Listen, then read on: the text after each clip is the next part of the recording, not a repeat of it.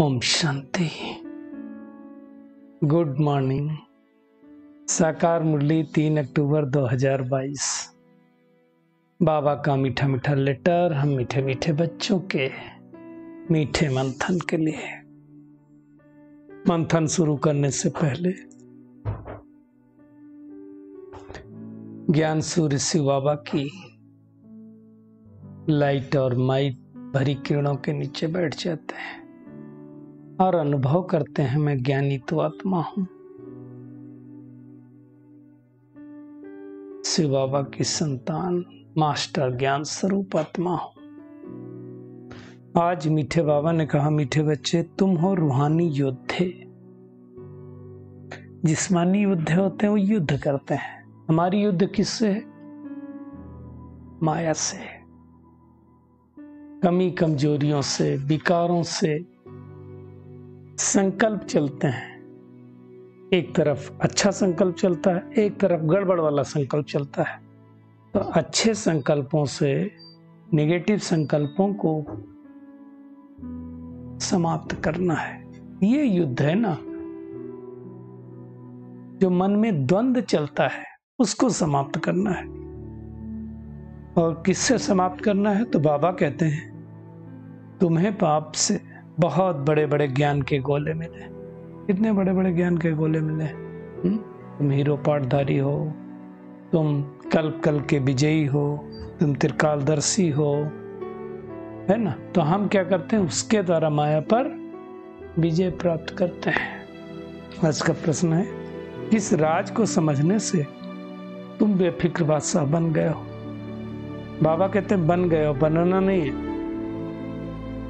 बाबा कहते हैं सारे ड्रामा के राज को समझने से बेफिक्र बादशाह बन गए। अभी तुम्हें पता है कि हम पुराना हिसाब किताब चुकतू करके 21 जन्मों के लिए अपनी झोली भर रहे हैं। 1-2 जन्म की बात ही नहीं है, पूरे 21 जन्मों के लिए हम झोली भर रहे हैं। हम शिव बाबा के पुत्र और ब्रह्मा बाबा के बच्चे हैं, क्योंकि शिव बाबा ने ब्रह्मा बाबा द्वारा हमें अडॉप्ट किया है ना। तो फिक्र किस बात की? सब कुछ बाबा मदद करता है। आज का गीत है, तकदीर जगा कर आई हूं, तकदीर जगाने आई हूं। मतलब कल पहले भी यही तकदीर जगी थी, आज भी जग रही है, पुनः जग रही है। बाबा कहते हैं तुम मेरे लाडले बच्चे गुप्त सेना हो। तुम बच्चों को ज्ञान के बारूद बड़े बड़े गोले मिले हैं, है ना। बाबा कहते हैं तुम जानते हो वही गीता का एपिसोड चला, मतलब कल्प पहले वाला चल रहा है, फिर से ड्रामा का पार्ट बज रहा है ना। बाबा कहते हैं वो लोग भी प्रैक्टिस कर रहे हैं। क्या प्रैक्टिस कर रहे हैं? अच्छे अच्छे गोला बारूद बन जाएं, मिसाइल्स बन जाएं, एटम बम्स बन जाएं। और बाबा हमें कौन सी प्रैक्टिस करवा रहा है?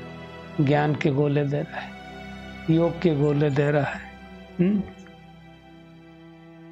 बाबा कहता है अब तुम क्या करो? शंख ध्वनि करो मुख द्वारा, और अनेकों को ये समझाओ कि हेवनली दैवी साम्राज्य फिर से स्थापित हो रहा है।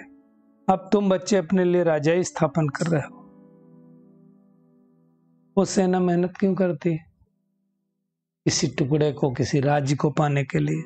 और हम माया पर जीत पा करके 21 जन्मों की वर्षा ले रहे हैं। तो दोनों फर्क हो गया ना।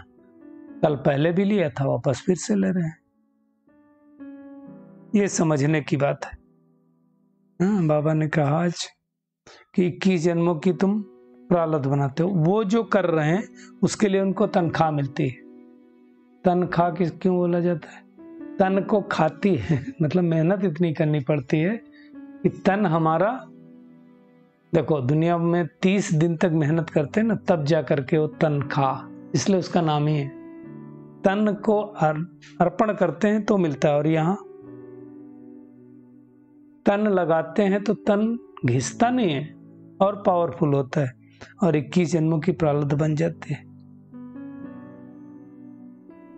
बाबा कहते हैं तुम मम्मा बाबा से भी ऊंच जा सकते हो। क्या लगता है आप सबको? जा सकते हैं मम्मा बाबा से ऊंचा? विवेक क्या कहता है? विवेक कहेगा मामा बाबा से ऊंच कोई नहीं जा सकता है। ये सच बात है ना, कि बाबा ने, ब्रह्मा बाबा ने, मातेश्वरी ने लक्ष्मी बनी पहले जन्म में, तो नहीं जा सकता है कोई। बाबा कहते हैं भल सूर्य चांद को ग्रहण लगता है पर टूट नहीं सकते, वो भी इस कलयुग में बनते हैं परंतु रहते तो हैं। सितारे तो टूट पड़ते हैं, समझ में आया? तो हम सब कौन है? सितारे। और ब्रह्मा बाबा, शिव बाबा ज्ञान सूर्य है, ब्रह्मा बाबा चंद्रमा है, तो उस चंद्रमा को भी ग्रहण लगता है परंतु टूट नहीं सकते। सूर्य को भी ग्रहण लगता है।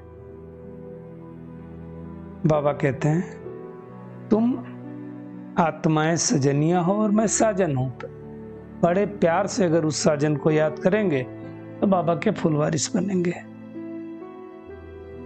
बाबा कहते हैं जो सारा दिन बाबा बाबा करते रहेंगे उनको तो ज्ञानी कहेंगे। आज बाबा ने जो दिन भर बाबा बाबा करते हैं उनको ज्ञानी बताया है, मतलब दिल से बाबा बाबा कहें।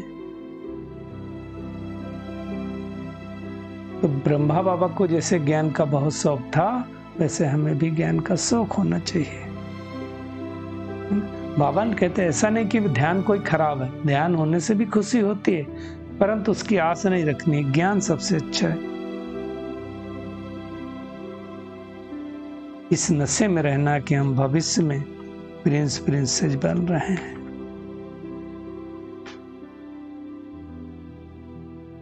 सतयुग में तो हमारी आत्मा यानी मैं आत्मा और मेरा शरीर दोनों ही पावन होते हैं, है ना। हमसो का भी अर्थ समझा है।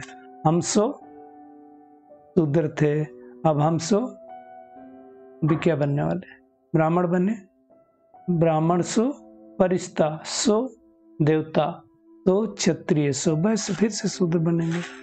तो बाबा ने ये सब कुछ सिखलाया है। जितना हम याद करेंगे बाबा को उतना ताकत मिलेगी। बाबा कहते हैं भले काम करो, बड़े कितना प्यार से कहते हैं, लाडले बच्चे भले सब कुछ करो लेकिन बुद्धि से बाबा को याद करो। एक ही परम धाम है। दुनिया में तो लोग कहाँ कहाँ यात्रा करने जाते हैं, 4 धाम की यात्रा जाएंगे, बद्रीनाथ, केदारनाथ, अमरनाथ, है ना, जाने कहाँ कहाँ जाते हैं, जाएंगे 4 धाम यात्रा करेंगे। लेकिन क्या मोक्ष मिलता है? सोचते हैं जन्म मरण से मोक्ष मिल जाए, परंतु बाबा कहते हैं हमेशा के लिए तो मोक्ष मिलता नहीं।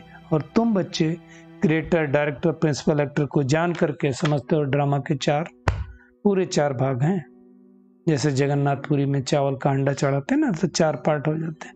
इस दुनिया में 4 युग, सतयुग, त्रेतायुग, द्वापरयुग, कलयुग और फिर एक छोटा सा पुरुषोत्तम संगम युग में जिसमें आत्माएं सतो प्रधान बनती हैं।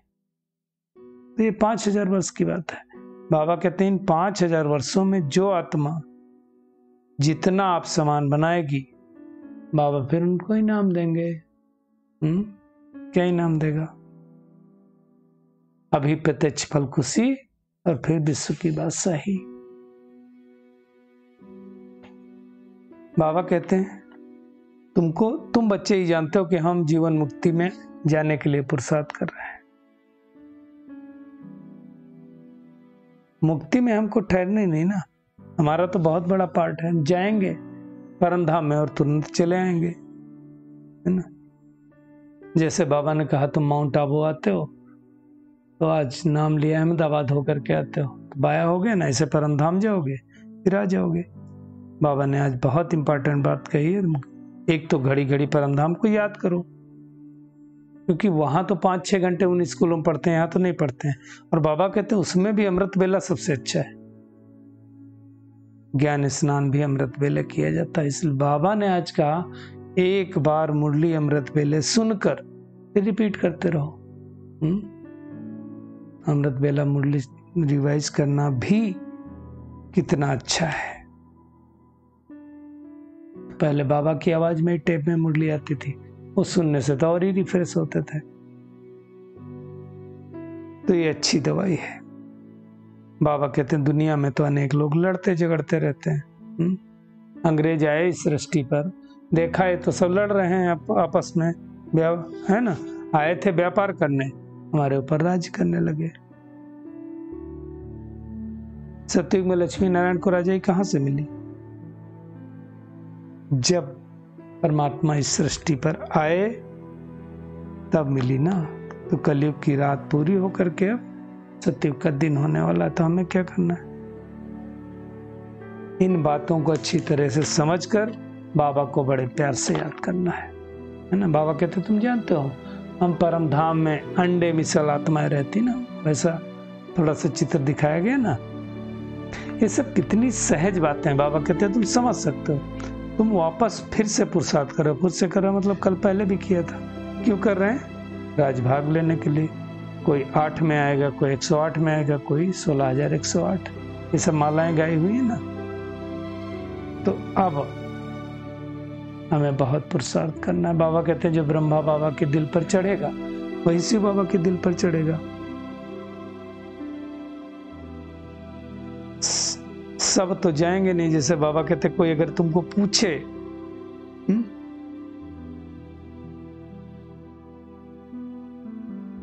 कि क्या तुम ही स्वर्ग जाओगे, हम नहीं जाएंगे, बोलो सब थोड़ी जा सकते हैं। वहां मेहनत करनी पड़ती है, अमृत वेले करना, उठना पड़ता है 4 बजे, हर कोई थोड़ी उठेगा। तो हर एक आत्मा अपना सतो रजो तमो पार्ट बजाती है। मतलब मान लो कोई द्वापर युग में आए तो द्वापर युग में भी इससे उसके 4 पार्ट होंगे, सतो रजो तमो तमो प्रधान। ऐसे कलयुग के अंत में आएगी तो भी ऐसे पार्ट होंगे। तो बाबा कहते हैं हम ड्रामा अनुसार इनसे मुरली चलवा रहे हैं। तो ड्रामा अनुसार हमको भी पुरुषार्थ करना पड़ेगा। ड्रामा बैठने नहीं देगा। तो हम कितने भाग्यवान हैं, बेफिक्र बादशाह बाबा ने हमें बना दिया है। ये बहुत जबरदस्त बाबा कहते हैं यूनिवर्सिटी हॉस्पिटल है, ये खोलते जाओ लोगों को कि जन्मों का वैसा मिलता जाएगा। बाबा कहते हैं ये ऐसी सगाई है शिव बाबा के साथ, कुछ खर्चा ही नहीं होता। दुनिया की सगाई में कितना खर्चा होता है। तो मुख्य शिव बाबा का ही यादगार है। वो आदि सनातन देवी देवता धर्म की स्थापना करते हैं, फिर अनेक धर्म निकलते हैं। तो आज सारा दिन क्या होमवर्क है? एक तो क्या करना है, बहुत इंपॉर्टेंट बात है, इस नशे में रहना है कि हम 21 जन्मों की बात सही बाबा से पा रहे हैं। बाबा ने आज वंडरफुल बात कही है कि अमृत बेले मुरली सुन करके फिर पॉइंट रिपीट करनी है। नोट्स जरूर रखने हैं मुरली के। ज्ञान योग में तीखा बनना है, तभी ब्रह्म बाबा आपकी दिल पर चढ़ पाएंगे, तभी स्कॉलरशिप भी मिलेगी। आज का बाबा का वरदान है, ड्रामा में समस्याओं को खेल समझ एक्यूरेट पार्ट बजाने वाले हीरो पार्टधारी वो। बाबा कहते हैं हीरो पार्टधारी उससे कहा जाता है जिसकी कोई भी एक्ट साधारण ना हो, हर पार्ट एक्यूरेट हो, कितनी भी समस्याएं हो, कैसी भी परिस्थितियां हो, किसी के भी अधीन नहीं, अधिकारी बन समस्याओं को ऐसे पार करें जैसे खेल खेल में पार कर रहे हैं। खेल में सदा खुशी होती है, खेल तो मजा आता है। बाबा कहते चाहे कैसा भी खेल हो, बाहर से रोने का भी पार्ट हो, लेकिन अंदर में रहे क्या, ये बेहद का खेल है। खेल समझने से क्या होगा, समस्या हल्की हो जाएगी। तो हमें ऐसा खेल समझना है। स्लोगन है, जो सदा प्रसन्न रहते हैं वही प्रशंसा के पात्र बनते हैं। चलिए परमात्मा किरणों के नीचे बैठ जाते हैं और महसूस करें, मैं पद्मा पदम भाग्यशाली आत्मा हूं, बाबा से 21 जन्मों की बादशाही प्राप्त करने वाली बेफिक्र बादशाह आत्मा हूं। ड्रामा के राज को समझकर, इसको खेल समझकर हर परिस्थिति को पार करने वाली विजयी आत्मा हूं। मुरली का चिंतन करके अनेक आत्माओं को